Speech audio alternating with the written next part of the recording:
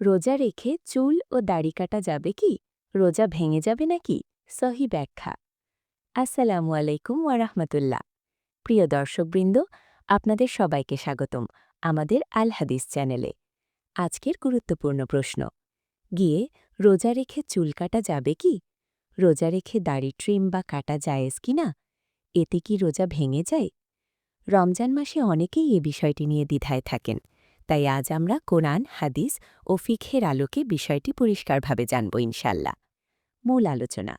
বাসা ১, রোজা কিভাবে ভঙ্গ হয়? প্রথমে আমাদের বুঝতে হবে রোজা ভাঙার কারণ কি। শরীয়ত অনুযায়ী রোজা ভেঙে যায় যখন ইচ্ছাকৃতভাবে কিছু খাওয়া বা পান করা হয়, সহবাস করা হয়, শরীরের ভেতরে কোনো বস্তু প্রবেশ করানো হয় যা পেট পর্যন্ত পৌঁছে, ইচ্ছাকৃত বমি করা হয়। অর্থাৎ রোজা ভাঙার বিষয়টি মূলত খাওয়া পান বা শরীরের অভ্যন্তরের সাথে সম্পর্কিত। বাসা ২, রোজা রেখে চুল কাটা যাবে কি? হ্যাঁ, রোজা রেখে চুল কাটা সম্পূর্ণ জায়েজ, কারণ চুল শরীরের বাইরের অংশ। চুল কাটলে না কিছু খাওয়া হয়, না শরীরের ভেতরে কিছু প্রবেশ করে।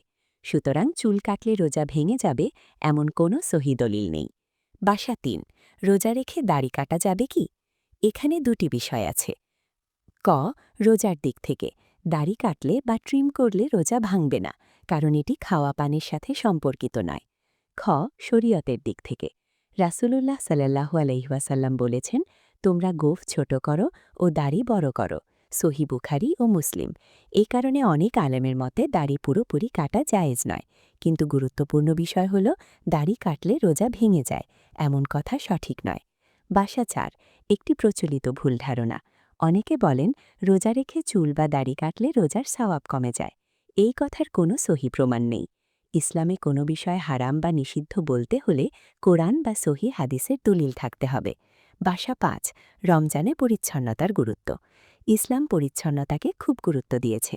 হাদিসে এসেছে পরিচ্ছন্নতা ঈমানের অংশ, সহি মুসলিম। তাই প্রয়োজন হলে রমজানের দিনেও চুল কাটা বা পরিচ্ছন্ন হওয়া বৈধ। রোজা রেখে চুল কাটা জায়েজ, রোজা রেখে দাড়ি ট্রিম করলে রোজা ভাঙে না।